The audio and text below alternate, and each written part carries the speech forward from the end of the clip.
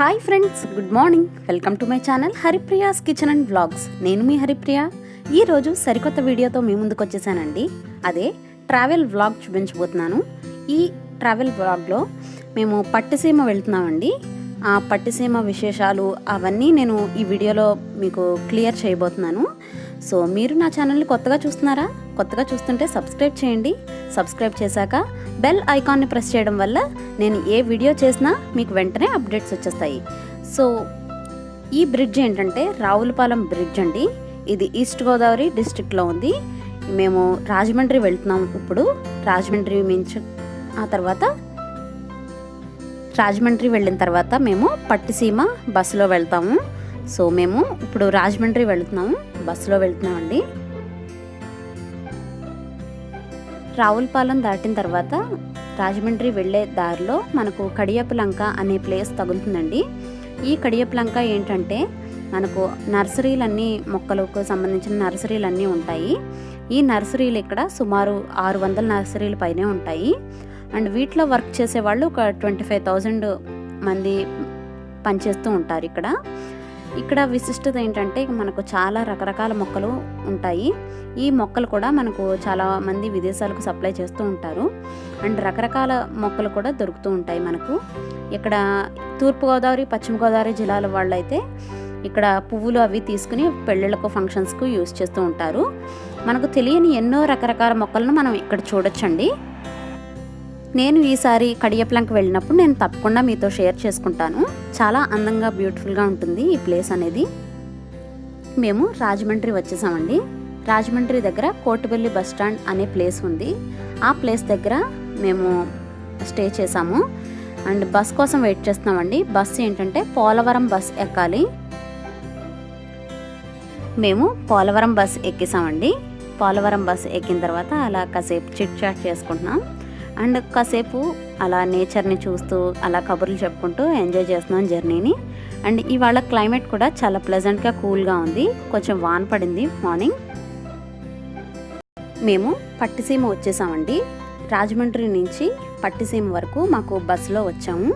Bus charge అయితే మాకు 30 rupees తీసుకున్నారండి పర్ హెడ్. మేము ఇక్కడ పోలవరం, ఇది ఎంట్రన్స్ అండి. నేనైతే చాలా ఎక్సైటింగ్గా ఉన్నాను ఈ టెంపుల్ చూడడానికి. పట్టిసీమ హిస్టరీ గురించి చెప్తున్నానండి ఇప్పుడు. పూర్వం దక్ష ప్రజాపతి తను చేస్తున్న యజ్ఞానికి తన అల్లుడైన శివుణ్ణి పిలవకుండా అవమానపరుస్తాడు. పుట్టింటి మీద మమకారం చేత పిలవపోయినా సరే సతీదేవి యజ్ఞానికి వెళ్తుంది. యజ్ఞానికి వెళ్ళిన తరువాత దక్షుడు శివునిపై దుర్భాషలాడుతూ ఉంటాడు. ఆ అవమానాన్ని తట్టుకోలేక సతీదేవి అగ్నిగుండంలో దూకుతుంది. దాంతో ఉగ్రుడైన శివుడు తన జటాజూటము నుంచి వీరభద్రుణ్ణి సృష్టించి దక్షుణ్ణి వెంటనే తల నరకమని ఆజ్ఞాపిస్తాడు. శివుని ఆదేశం మేరకు వీరభద్రుడు ఆ యజ్ఞంపై విరుచుకుపడుతూ ఉంటాడు. వీరభద్రుని ఆయుధమైన పట్టిసం అంటే పొడవైన వంకీ కత్తి అని అర్థం. దానితో దక్షుని తల నరికి దానిని గోదావరిలో కడుగుతూ ఉంటాడు. అందువల్లనే ఈ ప్రాంతానికి పట్టిసం అని పేరు వచ్చింది. కాలక్రమేణా ఈ ప్రాంతాన్ని పట్టిసీమ, పట్టిసమని అని పిలుస్తూ ఉంటారు. సో ఫ్రెండ్స్, మేము పట్టిసీమ వచ్చేసాము. ఇప్పుడు ఇక్కడ వాటర్ కనిపిస్తుంది కదా, ఇక్కడ ఆ వాటర్ దాటి అవతల వైపు మేము టెంపుల్కి వెళ్ళాలి. అండ్ మీకు చూపిస్తాను. అటువైపు బోట్స్ ఉన్నాయి కదా, సో ఆ బోట్స్ మీద నుంచి వెళ్ళాలి. సో అక్కడికి వెళ్ళాక చూద్దాం. ఇక్కడ వాతావరణం చాలా బాగుందండి. చాలా ప్లెజెంట్గా, కూల్గా ఉంది. అండ్ వాన పడింది కాబట్టి ఇక్కడ కొంచెం మబ్బులుగా ఉన్నాయి. ఎండ అనేది ఏమీ లేదండి. చాలా బాగుంది ప్లేస్ అయితే. అండ్ ఒకసారి వ్యూ అంతా మీరు చూడండి.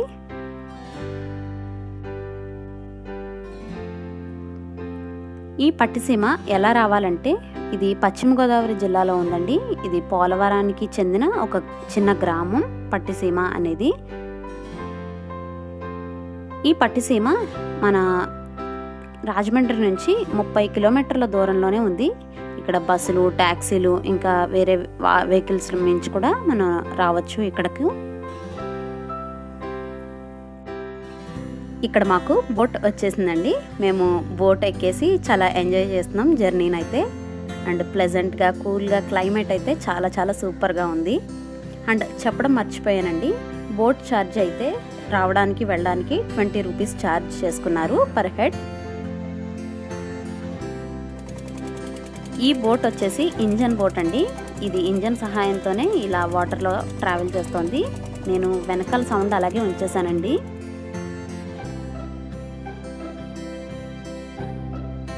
మీకు అక్కడ టెంపుల్ కనిపిస్తుంది కదండి, మేము ఆ టెంపుల్ వరకు వెళ్ళాలి.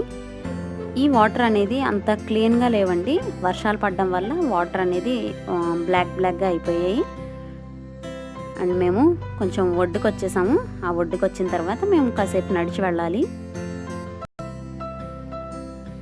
అండ్ ఇలాంటి ట్రిప్స్ ఏంటంటే మనం ఎక్కువ మంది ఫ్రెండ్స్తో, ఫ్యామిలీ మెంబర్స్తో, చాలా ఎక్కువ మందితో వెళ్తే చాలా ఎంజాయ్గా చేయొచ్చండి. అండ్ చాలా బాగుంటుంది. అండ్ కార్తీక మాసం వనభోజనాలు అవి పెట్టుకుంటూ ఉంటారు కదా చాలామంది. అండ్ ఇక్కడ కూడా చాలామంది ప్లాన్ చేసుకుంటూ ఉంటారు. అండ్ మేము ఆల్మోస్ట్ రీచ్ అయిపోయామండి ఒడ్డుకు.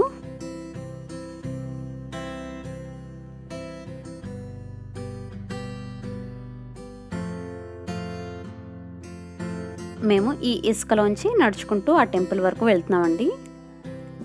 అక్కడ టెంపుల్ కనిపిస్తుంది కదండి, మేము వచ్చేసాము నడుచుకుని. సో చాలా ఎక్సైటింగ్గా అనిపించింది నాకు బోట్లో ట్రావెల్ చేయడం. నాకు మెయిన్గా వాటర్ అంటే కొంచెం అంత హెవీ వాటర్ ఉంటే భయం, కానీ చాలా ఎక్సైటింగ్గా ఉంది, చాలా బాగా అనిపించింది.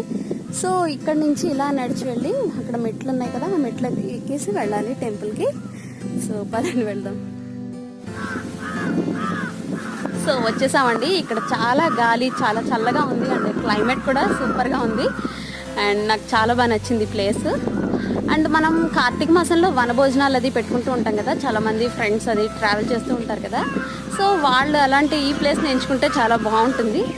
అండ్ చాలా బాగుంది క్లైమేట్ కూడా.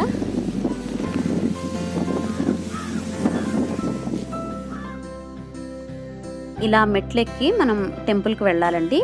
ఇలా మెట్లు ముందే మనకు టికెట్లు అమ్ముతూ ఉంటారు దర్శనానికి సంబంధించినవి. అవి మేము తీసుకున్నాము. అవి తీసుకుని ఇలా టెంపుల్కి వెళ్తున్నాము. ఇలా మెట్లు మించి ఈ టెంపుల్ మెట్లు పక్కన చాలా మొక్కలు అవి పెంచారండి, చాలా బాగున్నాయి. మెట్లు ఎక్కిన తర్వాత మనకు లెఫ్ట్ సైడ్లో గణపతి విగ్రహం, అలాగే శివుడి రుద్ర రూపం కూడా కనిపిస్తుంది ఇక్కడ మనకు.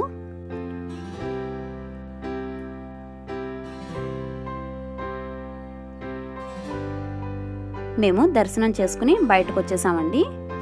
లోపల కెమెరా అలౌ లేదు, సో నేను లోపల ఏమీ షూట్ చేయలేదు. So sorry.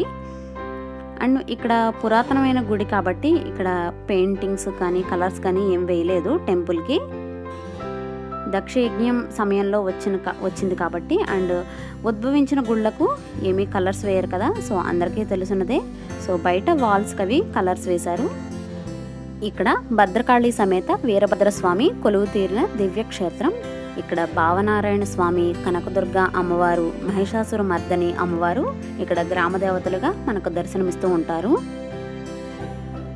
ఇక్కడ మనకు అలాగే అనిస్త్రీ, పునిస్త్రీ అనే దేవతలు ఉంటారండి. వాళ్ళు ఏంటంటే సంతాన సౌభాగ్యాన్ని ప్రసాదించే దేవతలుగా ఇక్కడ పూజలు అందుకుంటూ ఉంటారు. ఈ ప్రాంతం పవిత్ర గోదావరి నదీ తీరంలో ఒక పర్వతంపై వీరభద్రుడు మనకు లింగ రూపంలో దర్శనమిస్తూ ఉంటాడు. ఇలా వీరభద్రుడు లింగ రూపంలో ఉన్న పుణ్యక్షేత్రంలో భారతదేశంలో ఇంకా ఎక్కడా ఉండవండి. ఈ పట్టిసీమ అనే ప్లేస్లో మాత్రమే మనకు వీరభద్రుడు లింగ రూపంలో మనకు కనిపిస్తూ ఉంటాడు. ఈ శివాలయం వెనకాల మనకు భావనారాయణ స్వామి, అలాగే శ్రీ మహావిష్ణువు టెంపుల్స్ కూడా ఉన్నాయి.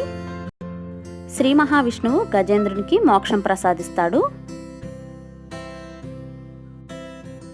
అలా మోక్షం ప్రసాదించిన తర్వాత ఏనుగు శిలగా మారినందువల్ల ఏనుగు కొండగా అని కూడా పిలుస్తూ ఉంటారు. మాకు దర్శనం అయిపోయిందండి. దర్శనం అయిపోయిన తర్వాత మళ్ళీ మేము అలా బోట్లో వచ్చేస్తున్నాము. అలా వాటర్తో ఆడుకుంటూ ట్రిప్ని అయితే చాలా బాగా ఎంజాయ్ చేసామండి. అండ్ క్లైమేట్ కూడా సహకరించినందువల్ల మేము ఇంకా బాగా ఎంజాయ్ చేసినట్టు అనిపించింది. అండ్ మీరు కూడా తప్పకుండా ఈ ప్లేస్ చూడండి, చాలా బాగుంటుంది. మేము దర్శనం చేసుకుని ఇంకా రిటర్న్ జర్నీ వచ్చేస్తున్నామండి. పోలవరం ప్రాజెక్ట్ చూద్దాం అనుకున్నాం, కానీ టైం సరిపోక మాకు ఇంకా రిటర్న్ జర్నీ వచ్చేస్తాం. మాకు దీనికి అయ్యే ఖర్చు కేవలం 50 రూపీసే అయ్యిందండి. రాజమండ్రి నుంచి పట్టిసీమ 30 రూపీస్, అక్కడి నుంచి బోట్లో 20 రూపీస్, మొత్తం 50 రూపీస్ అయ్యిందండి. అండ్ ఈ ట్రిప్ని అయితే నేను చాలా ఎంజాయ్ చేశాను. అండ్ బోట్లో వెళ్ళడం అది చాలా ఎంజాయ్మెంట్గా అనిపించింది. తప్పకుండా మీరు కూడా వెళ్ళండి, చాలా బాగా ఎంజాయ్ చేస్తారు. లాస్ట్లో కొన్ని పిక్స్ యాడ్ చేస్తున్నానండి. సో ఫ్రెండ్స్, నా వీడియో నచ్చితే మీరు లైక్ చేయండి, షేర్ చేయండి, సబ్స్క్రైబ్ చేయడం మాత్రం అస్సలు మర్చిపోవద్దు. మళ్ళీ సరికొత్త వీడియోతో మళ్ళీ కలుస్తాను. నేను మీ Haripriya. Thank you so much for watching. Take care. Bye bye.